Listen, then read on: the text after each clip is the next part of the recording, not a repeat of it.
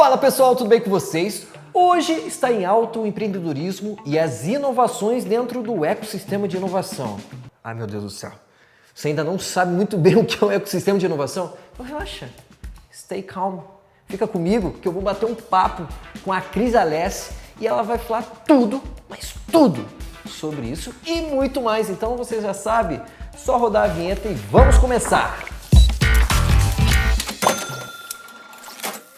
Eu sou o Thiago Banick e esse é o Fiado Só o Papo, um oferecimento do canal Fecha o Caixa e da VHSIS. E lembrando que temos conteúdos em podcast e também no YouTube. Então olha só, vamos dar as boas-vindas para a Cris Alessi, que é a nossa convidada de hoje. Cris, que é a presidente na agência Curitiba de Desenvolvimento e Inovação. Então muito obrigado pelo convite, Cris.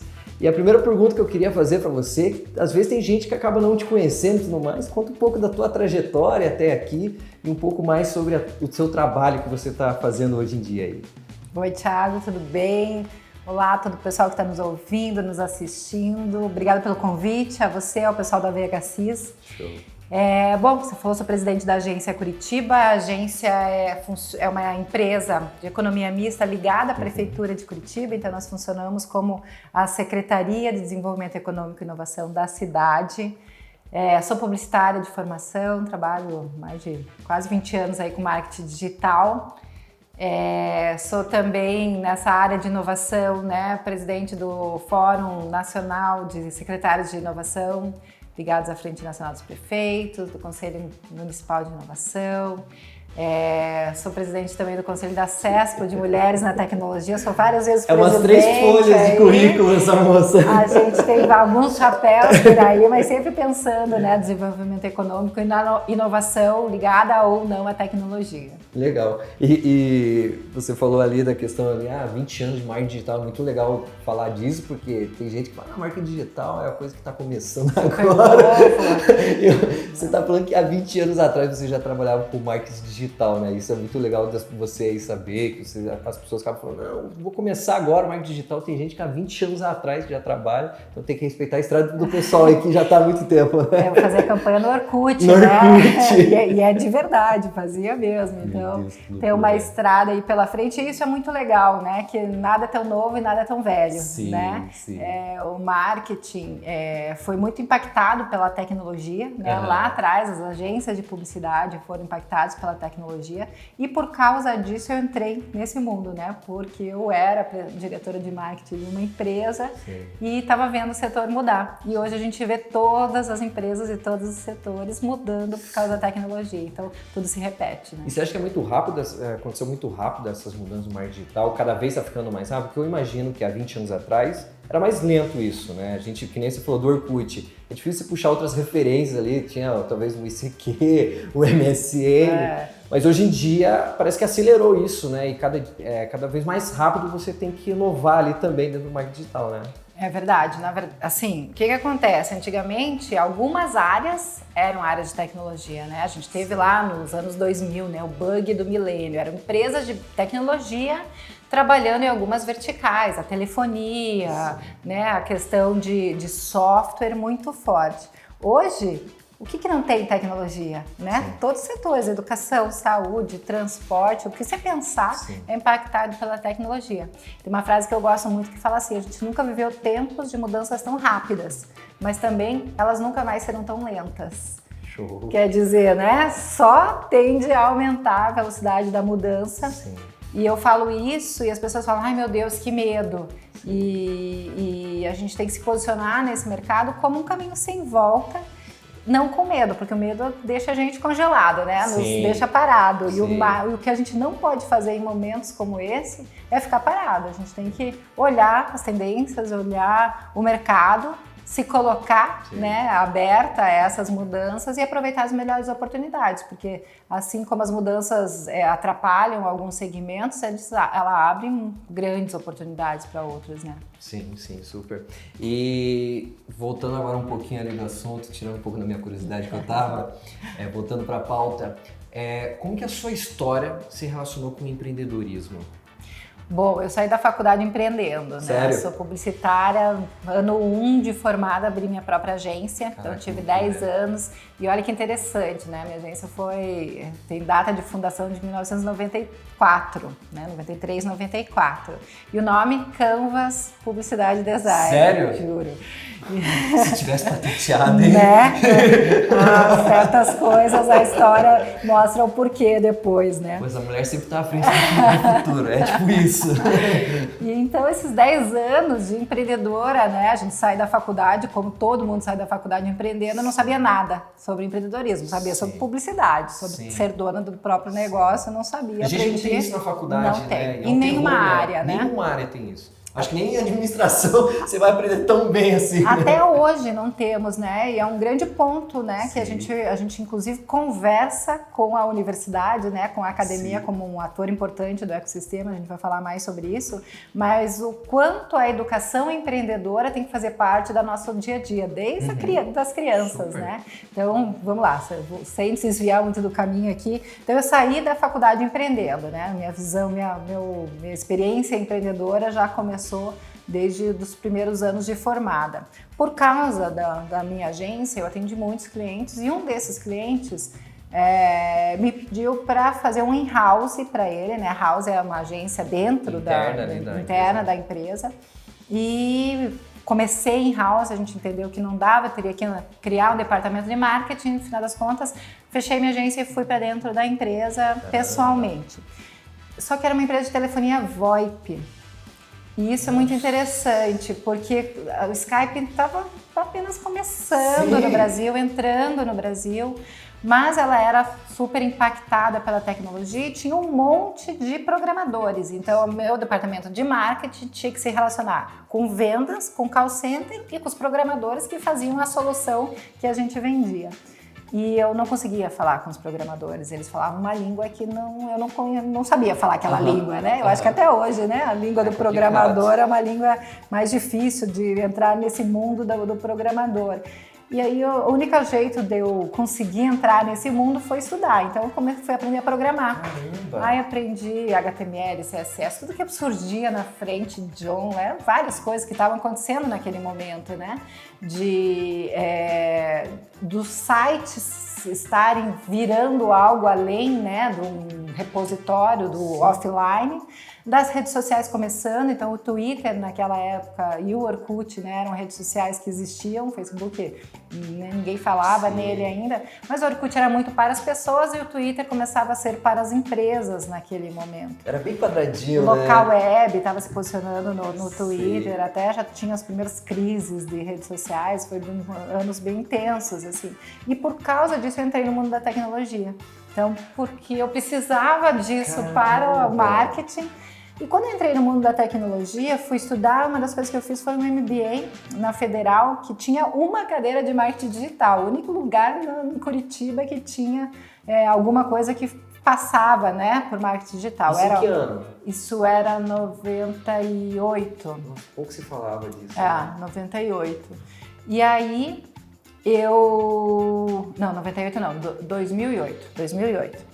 Aí eu fui fazer marketing digital, né, MBA em marketing e uma cadeira de marketing digital, e a minha professora, minha sorte do universo, minha professora de marketing digital era a Marta Gabriel. Só. Sim, não sei se todo mundo conhece, mas a Marta Gabriel até hoje, né, é uma mega referência na época de marketing digital. Hoje ela é considerada uma futurologista, né? Super. Sobre tendências de futuro e tal. Caramba. E a primeira aula que eu tive dela era assim, como fazer um blog. Só pra você ter uma ideia. Foi muito engraçado. E aí comecei a primeira aula que eu tive com ela, eu olhei pra cara dela, falo isso pra ela até hoje. Eu olhei pra cara dela no final da aula e falei assim, meu Deus, eu quero ser essa mulher. Quero fazer o que essa mulher faz, porque esse mundo é muito louco e aí começou a me instigar e a perceber que o meu mercado estava mudando, o meu mercado de publicidade estava mudando, ela me fez perceber isso.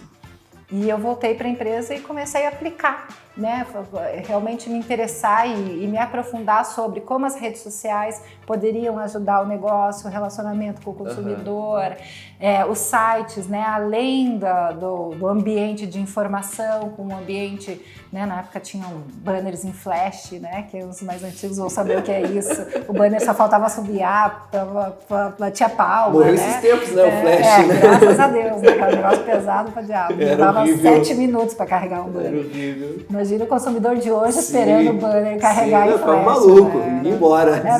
É o que você falou, era um mundo com outra velocidade, né? A gente tinha paciência para esperar um tempo de resposta das tecnologias e das empresas para o consumidor, né?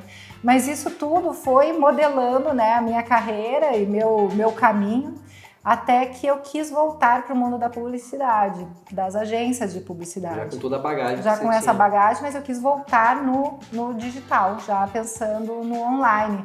E naquele momento numa integração do mundo offline, que era o mundo onde as agências estavam, para o mundo online.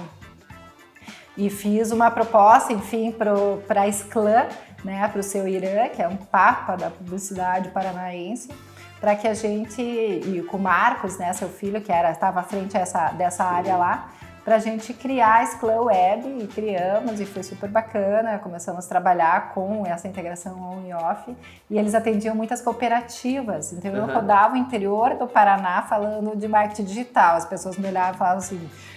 Eu fico imaginando o que eu pensava dos programadores, as pessoas pensavam de mim, né? Essa mulher fala, não consigo entender o que ela fala, assim. Então foi um período de desbravar o mato alto. Tem muita mesmo, resistência, né? assim. Era uma resistência no sentido assim, não, mas esse negócio de rede social, meu sobrinho faz, então ele faz pra mim. Ah, esse negócio aí de internet, não, tem uma juventude aí que meu filho faz. Sim. Então, até hoje, né, é um pouco assim, né? Tudo. 20 anos depois, 15 anos depois, tem muitas coisas que falam assim, não, mas isso aqui é tão simples que qualquer um faz, então eu faço também. É só apertar um botão. É igual o vídeo, né, hoje, né? Todo mundo faz com o celular, eu faço com o meu celular. Eu faço no TikTok. E o nosso esforço era profissionalizar aquilo. Fala, gente, precisa de método, precisa de tática, né? Precisa de estratégia. Sim. E aí depois eu fui para Sclan, saí da Sclan, fui para Reds, e aí na Reds o jogo era um pouquinho maior, porque aí a gente atendia contas nacionais, né?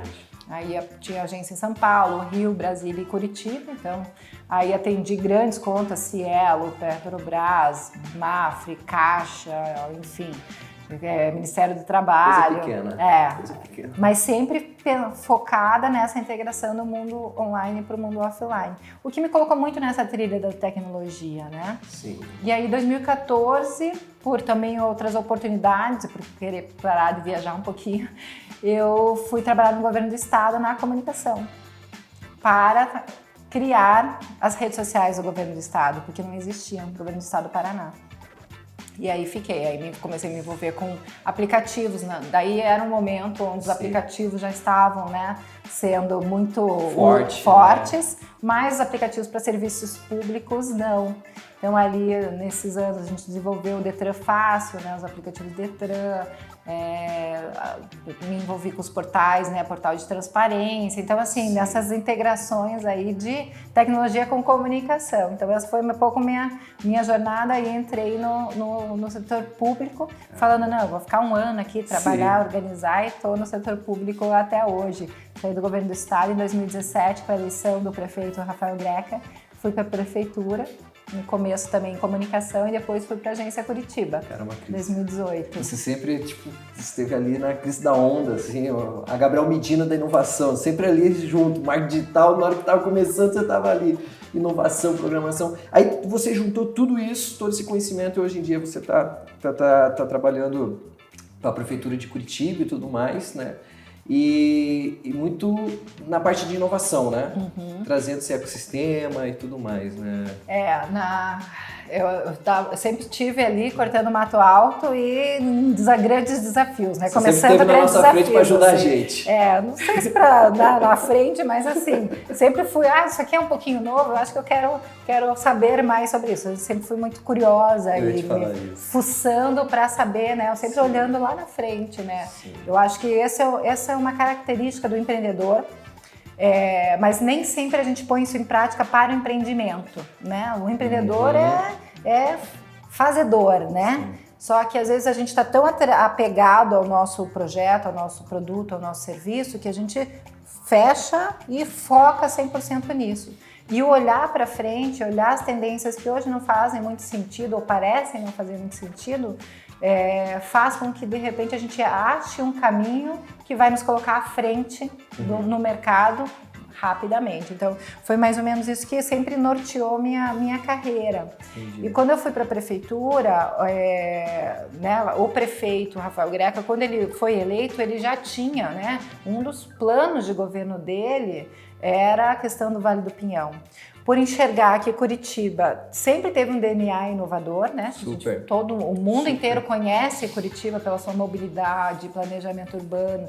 A gente falava de ecologia, né? Hoje de sustentabilidade há muito tempo, né? Família Folha. Família Folhas, né? Que agora tá maior, né? Cresceu essa família. Super educação para sustentabilidade importante, super, né? Então, Curitiba sempre teve esse DNA. Mas, né, nesse momento, a gente realmente passou por um apagão de incentivos para a tecnologia.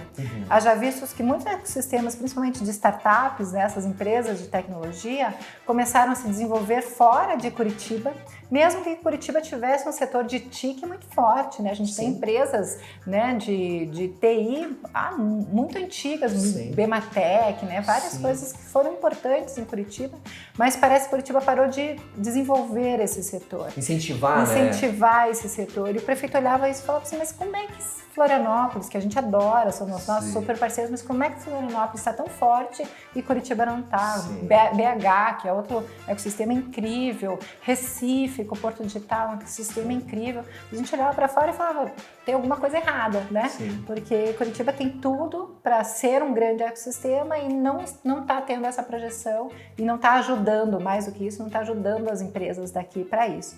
E aí ele pensou no Vale do Pinhão, num primeiro momento, como uma visão bastante urbana, né? Então vamos olhar para os ecossistemas do mundo, o Vale do Silício. Bom, tem lá um ambiente, as empresas estão todas perto e tudo acontece. E no primeiro momento desenhou-se ali um ambiente urbano para o Vale do Pinhão, que é onde a agência Curitiba fica hoje, bem no meio do bairro Rebouças, é um bairro importante para a cidade, primeiro bairro industrial, enfim, né, tem as universidades por perto, a FIEP e o Sebrae por perto, áreas, né, grandes que podem ter empresas lá dentro e que estão vazias hoje, então faz muito sentido aquele bairro ser um polo de inovação e de empresas de base tecnológica. Mas já no começo a gente já percebeu que só isso não seria suficiente, né, para que a gente desse passos largos, porque como a gente estava atrasada, não adiantava só começar a andar, a gente já tinha que começar correndo, né? Sim. Então a gente olhou e conversou muito com o ecossistema. E antes de eu continuar, vou explicar um pouquinho o ecossistema, né? Que nem todo mundo o que é esse ecossistema de inovação, né? Quando a gente fala em ecossistema, tem livros e estudos que mostram, né? São 3 hélices que compõem o ecossistema de inovação. Hoje a gente já fala em 5 hélices que compõem o ecossistema de inovação. Então, o governo, né? Todas as esferas de governo, o setor produtivo, né? As empresas e a academia, as universidades. Esses 3 atores precisam estar juntos para que a gente tenha ganhos ativos, conversando, planejando juntos. Hoje a gente já fala em mais 2 hélices, que são as pessoas, o cidadão, que é o alvo de tudo isso, ele tem que ser considerado uma hélice opinante, importante e ativa nesse ecossistema, e o ambiente, justamente porque tem coisas no ambiente que você precisa fazer para que ele receba esse ecossistema e esteja preparado para esse ecossistema. Então essas 5 hélices fazem parte de um ecossistema, né? Então a gente colocou essas pessoas, empresas e instituições juntas e começamos a perguntar o que vocês acham que Curitiba precisa ou por que vocês acham que Curitiba não está uma discussão, assim. Um grupo de trabalho, né, aberto, a gente até começou com um grupo de lideranças e fazia várias reuniões. E uma das coisas importantes que essas empresas e principalmente as universidades nos trouxeram é que a gente precisava de legislação e incentivo fiscal. Então, além do ambiente urbano, né, a gente precisava criar leis para que desse uma segurança jurídica para os empresários estarem e investirem na cidade, né? Então eu vou investir numa nova planta, num novo prédio, ou vou trazer minha equipe de pesquisa e desenvolvimento para Curitiba, eu preciso ter segurança jurídica que Curitiba vai continuar, né, com políticas públicas coerentes para aquilo que eu estou investindo. Então aí a gente criou uma série de legislações para inovação, como a própria lei municipal de inovação. Então hoje Curitiba tem uma lei que institui que a cidade precisa caminhar em políticas públicas para inovação. Constitui um conselho municipal de inovação com a presença justamente dessas hélices. Instituiu um fundo municipal de inovação que aporta recursos para esses projetos, né? E instituiu também incentivos fiscais para que a gente fosse competitivo considerando as outras cidades, né, para que as empresas estivessem aqui e reduzissem alguns tipos de impostos que têm a ver com o setor municipal. Mas também entendemos que só isso também não era suficiente, então só ambiente não é suficiente, só a legislação e incentivo fiscal não é suficiente, a gente precisa investir em tecnologia, porque a gente está falando em pesquisa e desenvolvimento científica, né? E aí, quando a gente fala em investir em tecnologia, a gente fala em aderir novas tecnologias, no nosso caso como setor público, então realmente transformar o serviço mais eficiente, e aí a tecnologia está aí para isso. No outro lado, transformar a cidade num grande espaço de experimentação de tecnologia. Então hoje realmente Curitiba se abre para receber tecnologias, né, das mais diversas frentes. A gente tem muito foco de Smart City, né, sensores, câmeras, enfim, rede, monitoramento, hipervisores, esse tipo de coisa. Mas também fazer com que as pessoas tenham acesso à tecnologia e à infraestrutura de conectividade, Wi-Fi, antenas, várias coisas relacionadas à tecnologia. Mas daí a gente olhou que só a tecnologia também não era suficiente. A gente precisava avançar um pouquinho mais. E aí a gente entendeu que a educação, lógico, é um ponto fundamental para que isso acontecesse, né? Para que isso não só acontecesse agora, mas acontecesse a longo prazo. Sim. Né? Que a gente realmente trouxesse e criasse uma geração de pessoas preparadas para uma cidade inteligente, né? Sim.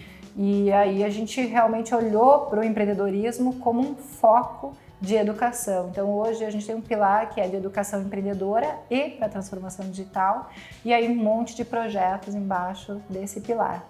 E para finalizar tudo isso, os 5 pilares do Vale do Pinhão, a gente percebe que sem governança nada disso funciona. E aí a governança e a articulação desse ecossistema é o 5º pilar. Então esses são os 5 pilares que fazem parte, né, que compõem o Vale do Pinhão como um grande guarda-chuva. A gente nem considera mais o Vale do Pinhão uma ação da prefeitura, hoje ele é um movimento da cidade, né, de todos os atores, todos fazem parte disso, essa governança garante, né, que todos os atores trabalhem ativamente para isso e se sintam realmente pertencentes para isso, e as pessoas no centro, né? O conceito de cidades inteligentes não tem a ver com tecnologia, a tecnologia é meio, né? O fim é como é que a gente melhora a vida das pessoas, né? Daquele cidadão que está ali no centro de toda a estratégia. Uau! É sensacional. Eu sempre gostei muito da ideia do Vale do Pinhão, já participei em várias palestras e cursos que vocês acabam aplicando lá e tudo mais. Eu acho sensacional tudo isso. E isso eu acho que é bacana de dizer para as pessoas, porque as pessoas acham que o Vale do Pinhão ou qualquer outro tipo de ecossistema de inovação é apenas para grandes empresas, né? A inovação só serve para grandes empresas. Tecnologia é para grandes empresas, porque é caro a tecnologia. Mas as pequenas empresas, os pequenos empreendedores também podem estar participando desses ecossistemas, né? Não, podem e devem, né? Ao contrário disso, porque a gente tem hoje mais de 90% das empresas brasileiras, e curitibanas não é diferente, são pequenas empresas, né? Pequenas e médias empresas, empreendedores individuais, né? O setor que mais cresceu pós-pandemia foi o setor de empreendedorismo, microempreendedorismo, né? As pessoas acharam no empreendedorismo uma forma de ter emprego, né? Então, o foco, né, e há um esforço muito grande de ajudar e apoiar os pequenos negócios em 2 pontos. O primeiro é nessa visão de melhorar a gestão dos seus negócios mesmos, né? Sim. Porque o brasileiro, ao contrário, por exemplo, do americano, ele empreende por necessidade, não por oportunidade. Sim. Quando você empreende por necessidade, nem sempre você faz o passo a passo que o empreendedor precisa. Você geralmente vai fazendo na tentativa, no erro e vai ajustando, né? É igual ser pai. É igual ser pai, você só vai. Você vai fazendo, não tem um manual, né? Mas para o empreendedorismo existe um manual, né? Que não é fechado, logicamente, né? O que funciona para um pode não funcionar para outro, mas tem passos de gestão. Gestão financeira, gestão de marketing, gestão de pessoas, né? Fazer um plano de negócio estruturado, pensar, né, em temas e no comportamento do consumidor. Então, tudo isso a gente tem programas que ajudam os empreendedores, principalmente os pequenos, a trabalharem essas áreas. E o mais legal é que tudo isso é gratuito. Então, a gente tem programas como Empreendedora Curitibana, que foca nas mulheres. Isso que eu ia falar, que eu acho muito legal esse projeto. Que acontece, né, o tempo todo, tá o tempo todo com eventos e momentos de encontro das empreendedoras. E a cada 2 anos a gente faz um prêmio com categorias para as empreendedoras, até para que elas se posicionem como líderes, né? Rompam uma barreira que as mulheres têm, né, de se expor no mercado. Então, um dos programas de empreendedorismo é a Empreendedora Curitibana. Eu gosto daquele do IAD que vocês têm. O Bom Negócio. Isso, eu acho sensacional. Ele começa EAD. O programa Bom Negócio é um programa sensacional. É e a gente mudou ele agora, né, pós-pandemia, por causa dos aprendizados e das mudanças, né, até do comportamento das pessoas com relação à educação híbrida, né? Então, a gente começa com ele online e ele vai para a sala de aula de qualquer universidade da cidade. Então, a gente tem parceria com quase todas. Eu não consigo lembrar uma universidade que não seja parceira do Bom Negócio, nossa, do Bom Negócio. Então, só que agora a gente modulou. Então, você pode fazer qualquer módulo e as universidades podem dar módulos diferentes. Então, você pode fazer um módulo, por exemplo, na Universidade Positivo, outro módulo na Universidade Federal, outro módulo você vai para a FAI e você roda as universidades da cidade também. Né? Porque isso é super importante também para as empresas, né? Inovação tem muito disso, ecossistema, a gente está falando de pessoas e tudo mais também. Exatamente. Né? E tem 2 módulos novos esse ano no Bom Negócio, que um deles é para a gestão de startups, que é bem legal também. E o segundo é para tecnologia, para você aprender a base se você quiser se tornar um programador, que a gente precisa muito de programadores, né? Então, ele é o primeiro passo ali de programação para pessoas de qualquer idade podem fazer o programa Bom Negócio para programação. E aí, quando a gente fala em startups, então, a gente está falando de outra categoria de negócio, né? Um negócio convencional ou um negócio pequeno, negócio não necessariamente startup. E para startups a gente tem também outra jornada de apoio de empreendedorismo, como os próprios Worktibas, que são os nossos coworkings públicos, que são espaços, né, pela cidade que os startups podem estar lá, e a gente considera esses espaços o primeiro passo para entrar no ecossistema, né? A gente tem rodadas de negócio com investidores para startups que já estão maiores. A gente tem programas de internacionalização para startups quando elas estão um pouquinho maiores também. Então, é toda uma jornada para startups. E o grande negócio também, a grande indústria também. Porque por mais que a gente fale que inovação, né, a indústria está já inovando, não é verdade. Muitos segmentos não estão conseguindo dar o passo seguinte para a inovação por causa dessa mudança. Uma certa resistência e até um apego com as coisas do passado, né? Se está funcionando até agora, por que eu vou ter que mudar? E se você começa a olhar os números, você começa a se preocupar, você fala, tá caindo o número de venda, e ele não entende por quê. E às vezes é porque está apegado ali ao passado e não está conseguindo entender esse futuro, né? Exato, e também assim, quanto maior a empresa, mais difícil a mudança. Muito mais difícil. Né? Então, realmente, eu falo que mudar dói, né? Inovar dói, não é assim, vou inovar, né? Eu preciso de recursos, preciso de tempo, eu preciso de experimentação. Não basta vir um doido falando, vamos trocar tudo aqui. Não é assim. Então, as grandes empresas também precisam, né, dessa visão de inovação. Então, realmente, o Vale do Pinhão é para todos os segmentos. E ele é disponível, né? E as pessoas me perguntam muito, Cris, como é que faz para fazer parte do Vale do Pinhão? É só fazer, porque a gente tem eventos o tempo todo acontecendo. Mesmo fala assim, eu não quero estar num Worktiba, ou não tenho tempo para fazer um programa Bom Negócio, desculpa, porque é fácil de fazer, mas enfim. Mas a gente tem eventos que acontecem o tempo todo. Sim. Um dos nossos eventos é o Paiol Digital, toda a última terça-feira do mês a gente bate ponto. Sim. Esse ano o Paiol o Teatro Paiol, onde ele acontece, ele está passando por reforma, então a gente está fazendo na Capela Santa Maria, ali no centro, super central, também um lugar lindo, que as pessoas a maioria das pessoas nunca entraram na Capela Santa Maria, é um lugar incrível. Então o Paiol Digital toda a última terça-feira do mês, a gente tem transformação digital todos os meses também, com matemática, enfim, a gente fala muito sobre isso, sobre levar histórias para inspirar outros empreendedores, tanto a empreender, quanto a fazer a transição tecnológica, quanto a olhar para o futuro, né? Um exemplo, o Paiol Digital do mês passado, né, de julho, falou sobre metaverso. O Paiol Digital agora, de agosto, vai falar sobre 5G, né, que está entrando em todas as cidades do Brasil, né? Então, isso tudo está disponível para todo mundo por causa do Vale do Pinhão. Tá, para o pessoal aqui de Curitiba e da proximidade, como que ela tem acesso a essa programação? Qual que é o Instagram? Como que ela consegue ver essas informações? Tá, então o site, né, valedopinhão.com.br, Instagram, LinkedIn, Facebook, Vale do Pinhão, @Vale do Pinhão. Eu acho que são as melhores formas, né, de comunicação ali, fala com a gente, enfim, a gente tem, como eu falei, nossa programação é bastante intensa. Eu recomendo você, inclusive, assinar um newsletter, porque lá você recebe tudo certinho também, toda semana eu tô recebendo lá os eventos, as novidades que vocês vão criando. Mastigadinho, então, né? Mastigadinho, fácil. Tanto pelo e-mail quanto pelo WhatsApp, então você recebe do WhatsApp eu nem eu sabia essa, vou assinar o WhatsApp. Perdão, eu recebo do WhatsApp, verdade, é sensacional. Lembretes e tal. E Cris, tem gente que está nos assistindo, nos escutando, que infelizmente não é daqui desse ecossistema aqui.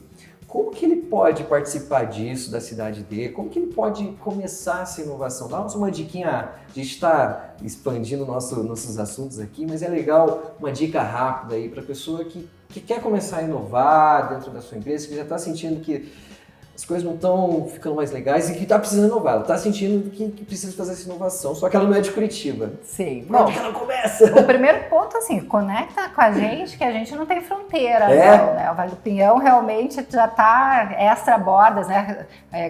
Curitiba e região metropolitana fazem parte, mas a gente também adora trocar figurinhas, experiências com outras cidades e a gente faz bastante isso. Nossa. Mas especificamente assim, eu sou uma empresa pequena, estou enxergando que alguma coisa está acontecendo, que bom que você está enxergando isso, porque realmente tem bastante coisa acontecendo. Os primeiros passos é olhar para o redor, abrir a cabeça, levantar o olho e falar assim, o que em volta de mim existe de ecossistema? Lembra do conceito de ecossistema? Sim. Empresas, universidades e o setor público. Com certeza, quando a gente fala das empresas e das instituições de apoio, você tem um Sebrae na tua cidade, sim, que tem um monte de coisas acontecendo o tempo todo. Você deve ter algumas universidades na tua cidade que tem espaços de inovação, que fazem eventos. E você tem empresas que já estão inovando, que também estão fazendo eventos, estão abrindo cursos de capacitação, esse tipo de coisa. Então, encontre na sua cidade os atores que já estão se movimentando e faça parte desse movimento. Entendi. Vá para os primeiros eventos, converse com as primeiras pessoas. Porque tem um ponto sobre inovar para dentro, né?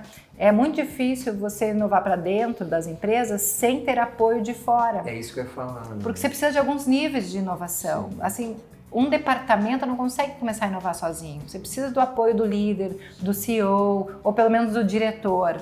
E às vezes esse CEO, esse diretor estão com a cabeça ainda um pouco fechada. Sim. Pega ele e leva junto, sim, nesses eventos. Ou faz alguma reunião com um dos atores do ecossistema que já está inovando. E eu tenho até um entendimento assim que para inovar você precisa olhar de fora, porque se você está ali dentro do problema é muito difícil você resolver. Às vezes quando você sai, olha case, você olha uma escuta de alguém falando, você fala, pô, é isso que eu preciso. Funciona para mim também. Né? Funciona para mim também, né? E tem um outro ponto sobre a inovação, por isso que a gente fala muito sobre metodologias ágeis, né? Para desenvolver projetos de inovação.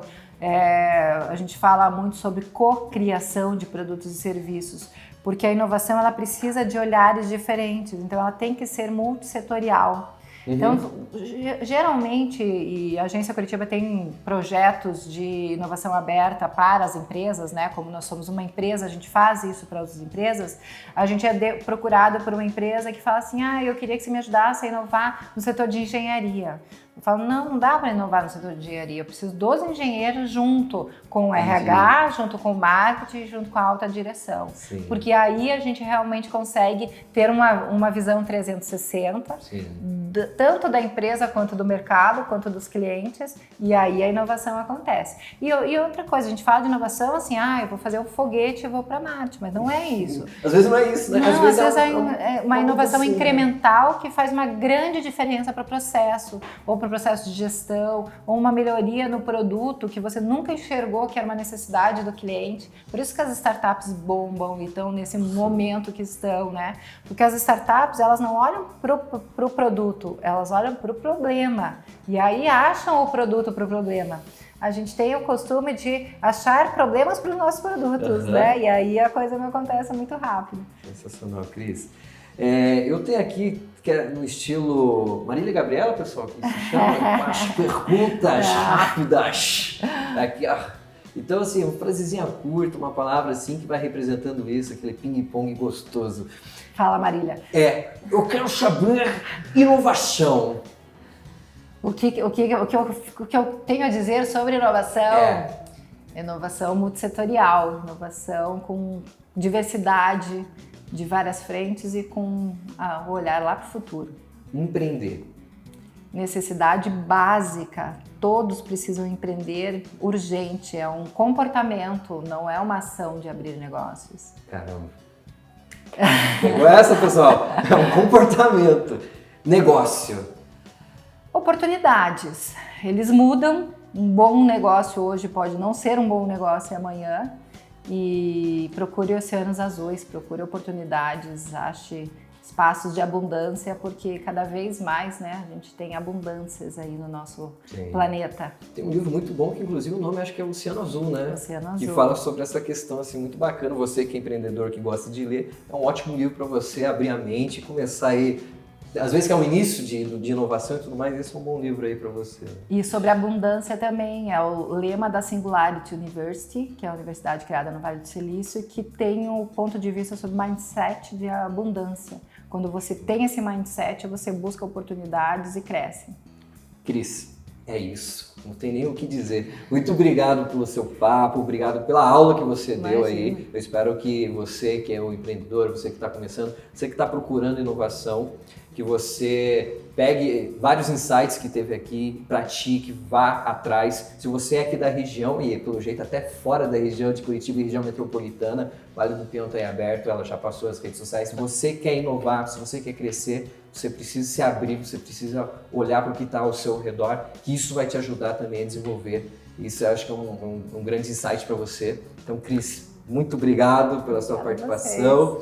E se você quiser reassistir, ou você nem sabe que está aqui assistindo e tudo mais, e está pensando assim, meu Deus, eu estou no meu carro, como que eu faço para assistir? Não precisa assistir, você pode escutar o nosso podcast lá no Spotify, no Fecha o Caixa, aqui da VHSIS, tá bom? Eu espero muito que você tenha gostado, obrigado pela sua participação, mais uma vez, obrigado, Cris, pela sua participação, um grande abraço e até mais.